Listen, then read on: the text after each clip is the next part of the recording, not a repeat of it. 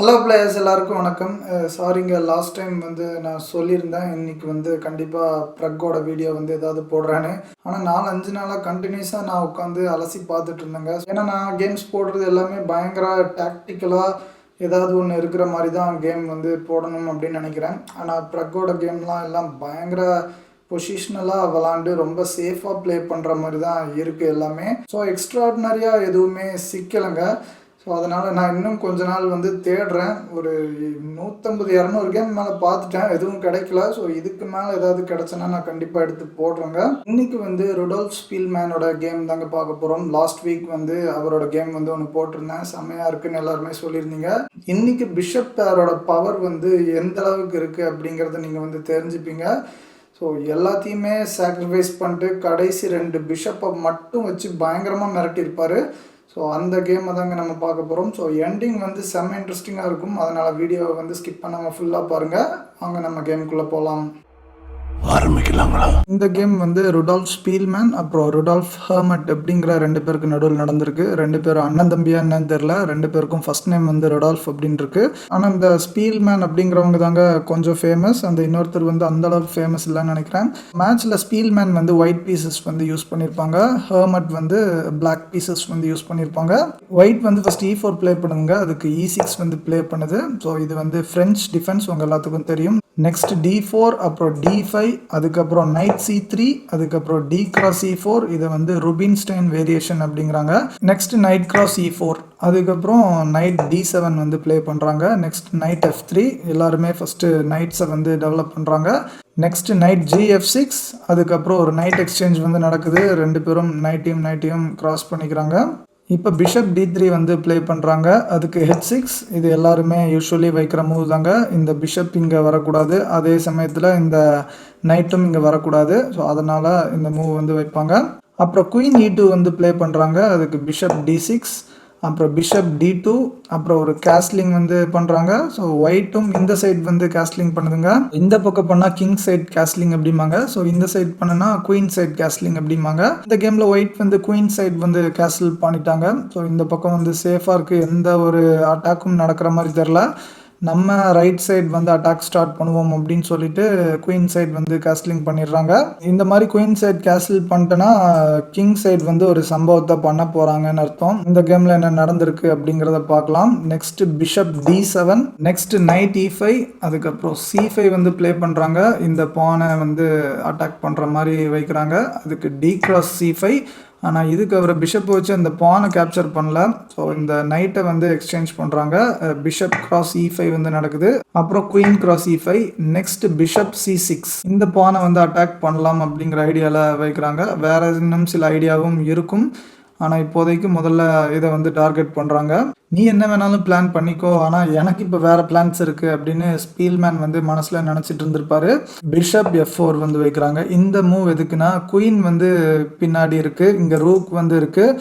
So இந்த மாதிரி இருந்தால் டேஞ்சரஸ். ஸோ நம்ம லாஸ்ட்டாக ஒரு கேம்லேயே பார்த்துருந்தோம், இந்த மாதிரி இருக்கும்போது நம்ம உடனே குயினை வந்து மூவ் பண்ணிடணும்னு. ஏன்னா இந்த பிஷப் எடுத்து டக்கு நீங்கள் செக் வச்சிட்டோன்னா நெக்ஸ்ட் குயின் வந்து போயிருங்க. அது செக்காக இருக்கணும்னு மட்டும்தான் அவசியம் இல்லை, இந்த இடத்துல ஏதாவது பீஸ் இருந்தால் கூட அதை கேப்சர் பண்ணிவிட்டு குயினுக்கு வந்து நம்ம வந்து த்ரெட் பண்ணலாம். அதனால் இந்த மாதிரி சினாரியோ நீங்கள் பார்த்தீங்கன்னா உடனே குயினை வந்து மூவ் பண்ணிடுங்க. இவர் அதை கவனிச்சுட்டு குயின் E7 வந்து ப்ளே பண்ணுறாங்க. Next queen D4. இந்த மூவ் எதுக்குன்னா குயின் வந்து கொஞ்சம் விலகிட்டு பிஷப் எடுத்து இந்த ஸ்கொயரில் வச்சோம்னா குயினுக்கு அட்டாக் இருக்கும், அதுக்கு பின்னாடி ரூக் வந்து இருக்குங்க. ஸோ அதனால் குயினை நம்ம காப்பாற்றினாலும் பின்னாடி ரூக் வந்து போயிடும். ஸோ இதை தெரிஞ்சுட்டு அவர் வந்து ரூக் FD8 வந்து ப்ளே பண்ணுறாங்க. இப்போ பிஷப் D6 வந்து வைக்கிறாங்க. இப்போ நம்ம குயினை சேவ் பண்ணிடலாம், ப்ளஸ் அந்த ரூக்கும் சேவ் ஆயிடுச்சு.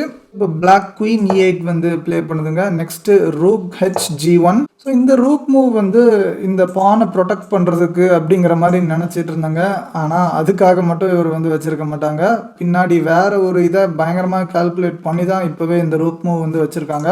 அதுக்கு பிளாக் B6 வந்து ப்ளே பண்ணுறாங்க. ஸோ ஏன்னா இப்போ இந்த பான் வந்து பயங்கர ஸ்ட்ராங்காக இருக்குது. பானும் இந்த மாதிரி பிஷப்பும் ஒன்று சேர்ந்துட்டேன்னா அது செம்மையாக கடைசி வர பயங்கர ஸ்ட்ராங்காக இருக்கும். ஸோ இதை வந்து பிரேக் பண்ணியே ஆகணும். அதை பிரேக் பண்ணுறதும் இல்லாமல் இந்த ஃபைலும் ஓப்பன் ஆகும். இந்த பக்கம் ஏதாவது ஒரு அட்டாக் வந்து கிரியேட் பண்ணலாம் அப்படிங்கிற மாதிரி ஐடியாவில் வைக்கிறாங்க. இங்கேருந்து தாங்க கேம் வந்து பயங்கர இன்ட்ரெஸ்டிங்காக மாறுது. குயின் H4 வந்து ப்ளே பண்ணுறாங்க. அதுக்கு B cross C5. இப்போ இந்த பிஷப்பை வச்சு இந்த பானை திருப்பி ரீகேப்சர் பண்ணியிருக்க மாட்டாங்க. பிஷப் E5 வந்து வைக்கிறாங்க. இது என்ன ஐடியானா, இதை நம்ம கேப்சர் பண்ணனா இந்த பான் ஸ்ட்ரக்சர் வந்து பிரேக் ஆகும். ஸோ அதுக்கப்புறம் நம்ம இந்த பானையும் திருப்பி இந்த குயினை வச்சு கேப்சர் பண்ணிக்கலாம். ஸோ அதனால் அப்படி நடக்கக்கூடாது அப்படிங்கிறதுனால குயின் E7 வந்து ப்ளே பண்ணுறாங்க. ஸோ இப்போ இதை கிராஸ் பண்ணுனா அவங்க வந்து குயினை வச்சு கிராஸ் பண்ணிக்கலாம். ஸோ அதுக்கப்புறம் பிரேக் ஆனால் எந்த பிரச்சனையும் இல்லை.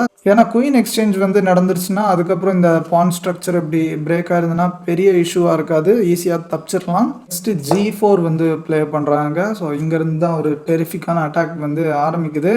அதுக்கு C4. ஏன்னா அப்போவே இது வந்து ஃப்ரீயாக கிடச்ச பான் தான். ஒரு பானை கேப்சர் பண்ணதுக்கு அவர் திருப்பி ரீகேப்சர் பண்ணல.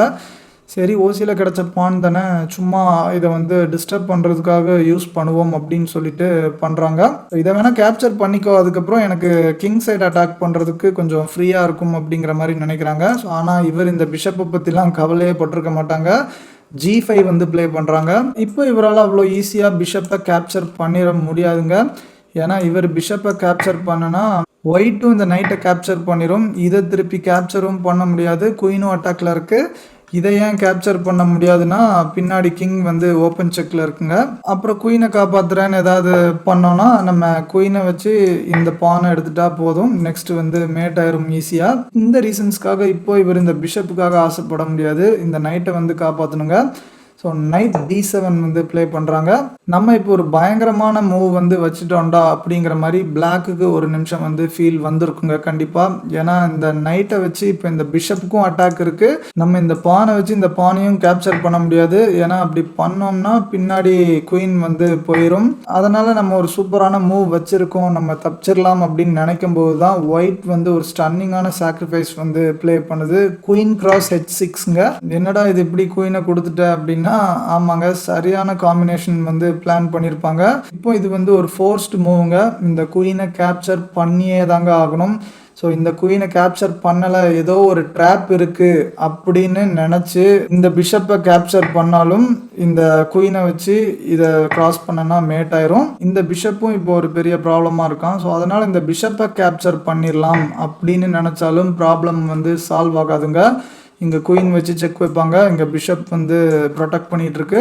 கிங் இங்கே மட்டும்தான் மூவ் ஆக முடியும், இங்கே வச்சனா மேட் ஆயிரும். அதனால் இப்போ வேறு வழியே இல்லைங்க, இந்த குயினை ரிமூவ் பண்ணியே தான் ஆகணும். இந்த குயின் சாக்ரிஃபைஸை கண்டிப்பாக அக்செப்ட் பண்ணி தாங்க ஆகணும் பிளாக்கு. சரி, என்ன தான் பண்ணுறான்னு பார்ப்போம், எப்படியும் நம்ம தப்பிக்கிறதுக்கு ஒரு வழி இருக்கும் அப்படின்னு நினச்சிட்டு குயினை வந்து கேப்சர் பண்ணிடுறாங்க. G cross H6 வந்து நடக்குது. ஸோ அப்புறம் திருப்பியும் G cross H6 ஓப்பன் செக்குங்க. பின்னாடி ரூக் வந்து செக் கொடுக்குது. ஸோ இப்போ கிங்கால் இந்த இடத்துக்கும் வர முடியாது, இங்கேயும் வர முடியாது, இங்கேயும் போக முடியாது. இந்த பிஷப் பேர் வந்து பயங்கரமாக ப்ரொடெக்ட் பண்ணிகிட்டு இருக்கு எல்லா ஸ்கொயரையும். ஸோ அதனால் பிளாக் வந்து கிங் H8 வந்து மூவ் பண்ணியிருக்குங்க. ஸோ இதனால் எந்த ப்ராப்ளமும் இல்லை அப்படின்னு நினச்சிட்டு இருப்பாங்க. ஏன்னா இந்த பானை வச்சு அவங்க குயின் எடுக்க ட்ரை பண்ணாலும் நம்ம இங்கே குயின் எடுத்துகிட்டு வந்து அதுக்கப்புறம் இந்த பான் ப்ரமோஷனை தவிர்த்துடலாம் அப்படின்னு நினைப்பாங்க. இங்கே பிஷப் வந்து இருக்குது, அது பிரச்சனை இல்லை. பிளாக்குக்கு குயின் போனாலும் பரவாயில்ல, ஏன்னா ஆல்ரெடி ஒயிட்டோட குயின் வந்து எடுத்துருச்சு. அதனால குயினை சாக்ரிஃபைஸ் பண்ணி இந்த பான் ப்ரமோஷனை ஈஸியாக தடுத்துடலாம். அதுக்கப்புறம் ஆல்மோஸ்ட் ஈக்குவலாக இருப்போம், இல்லாட்டி நம்மளுக்கு நல்ல பொசிஷனே இருக்கும், நம்ம ஈஸியாக ஜெயிச்சிடலாம். ஸோ இங்கேயும் இந்த பிஷப்பும் இன்னும் த்ரெட்டில் இருக்குது. ஸோ இதையும் எடுத்துட்டோன்னா நம்மளுக்கு தான் நிறைய அட்வான்டேஜ் அப்படின்னு மனசுக்குள்ளே பல கனவுகளோடு இருந்திருப்பாங்க. ஆனால் இப்போ ஒயிட் வைக்கிற ஒரே மூவில் பிளாக் வந்து ரிசைன் பண்ணிருங்க. செம்ம பியூட்டிஃபுல்லான மூவ். ஸோ சத்தியமாக நம்மளாலாம் இப்படிலாம் யோசிக்கவே முடியாது. ஸோ வீடியோவை பாஸ் பண்ணிவிட்டு நீங்கள் வந்து யோசிங்க அந்த வின்னிங் மூவ் வந்து என்னவா இருக்கும் அப்படின்னு. யாரெல்லாம் அந்த வின்னிங் மூவ் வந்து கண்டுபிடிச்சிங்களோ கமெண்ட் செக்ஷனில் கமெண்ட் பண்ணுங்கள். அந்த மூவ் வந்து ரூக் G8 செக்குங்க. ஸோ இதுக்கப்புறம் பிளாக் வந்து ஸ்பாட்லேயே ரிசைன் பண்ணிருச்சு. ஸோ ஏன்னா இப்போ கிங்கால் எங்கேயுமே மூவ் பண்ண முடியாது. இதுவும் ஒரு கைண்ட் ஆஃப் ஃபோர்ஸ்ட் மூவ் தாங்க, கிங்குக்கு வேறு வழியே இல்லை. அதனால் ரூக்கை கேப்சர் பண்ணியே தான் ஆகணும். ஸோ இப்போ எவ்வளோ பீசஸ் வந்து சாக்ரிஃபைஸ் பண்ணியிருக்காங்கன்னு பாருங்கள். ஸோ குயினையும் கொடுத்தாச்சு, அப்புறம் ஒரு ரூக்கையும் கொடுத்துட்டாங்க. இப்போ இந்த ரூக் சாக்ரிஃபைஸை அக்செப்ட் பண்ணதுக்கப்புறம் இந்த பானை வச்சு செக் வைக்கலாங்க. ஸோ கிங்கால் இந்த பானையும் வெட்ட முடியாது, ஏன்னா இந்த பிஷப் வந்து ப்ரொடெக்ட் பண்ணிகிட்ருக்கு. ஸோ இங்கேயும் போக முடியாது, இங்கேயும் போக முடியாது, இந்த பிஷப் வந்து ப்ரொடெக்ட் பண்ணிகிட்ருக்கு. அதனால் கிங்குக்கு ஒரே வழி இங்கே மட்டும்தாங்க போக முடியும். ஸோ இப்போ இந்த பான் வந்து ப்ரொமோட் ஆகி குயின் வந்து எடுத்துட்டுனா மேட் ஆயிரும். குயின் தான் எடுக்கணும்னு அவசியம் இல்லை, ரூக் எடுத்தால் கூட மேட் தாங்க. ஏன்னா கிங் வந்து ஸ்டக் ஆகிட்டு இருக்கு, வெளியில் வரவே முடியல. இந்த காம்பினேஷன் எல்லாத்தையுமே புரிஞ்சுக்கிட்டு பிளாக் வந்து ரிசைன் பண்ணிருச்சு இந்த ரூக் மூவுக்கு அப்புறம். செமையான எண்டிங்க, பயங்கர பிரில்லியன்ட்னு தான் சொல்லணும். இந்த ரூக் மூவை அவங்க எப்போவோ கால்குலேட் பண்ணி தாங்க அந்த ரூக்கை வந்து ஃபர்ஸ்ட் இங்கேருந்து இங்கே வச்சுருந்தாங்க. அந்த ஒரு பானுக்காக அவங்க வந்து யோசிக்கல, இந்த மேட்டுக்காக தான் யோசித்து வச்சுருக்காங்க. ஸோ சூப்பர் ஜிஎம்ஸ்லாம் இந்த மாதிரி தாங்க யோசிப்பாங்க. 1-2 பான்லாம் போனாலும் பரவாயில்ல அப்படின்னு நினைப்பாங்க. பான் அவங்க குயின் போனால் பரவாயில்லன்னு நினைக்கிறாங்க நிறைய பேர். பான்லாம் ஒரு மேட்ரே இல்லை. ஸோ நான்லாம் என்னதான் நல்லா விளாடுறவனா இருந்தாலும் ஒரு பான்லாம் கொடுக்கறதுக்கு ரொம்ப யோசிப்பேன். ஏன்னா பயமாக இருக்கும். கடைசி நேரத்தில் நிறைய டைம் வந்து ஒரு பான்னாலேயே தோத்த மாதிரிலாம் ஏகப்பட்ட டைம் வந்து ஆயிருக்கு. ஸோ அதனால் நான்லாம் பானெல்லாம் அவ்வளோ அசால்ட்டாக விட மாட்டேன். நான் மட்டும் இல்லை, இங்கே நிறைய பேர் அப்படி தான் பானெலாம் அவ்வளோ ஈஸியாக விட மாட்டாங்க. ஆனால் இந்த மாதிரி அட்டாக்கிங் காம்பினேஷன்லலாம் விளாடுறவங்க இந்த பானை வந்து பெருசாக கண்டுக்கவே மாட்டாங்க.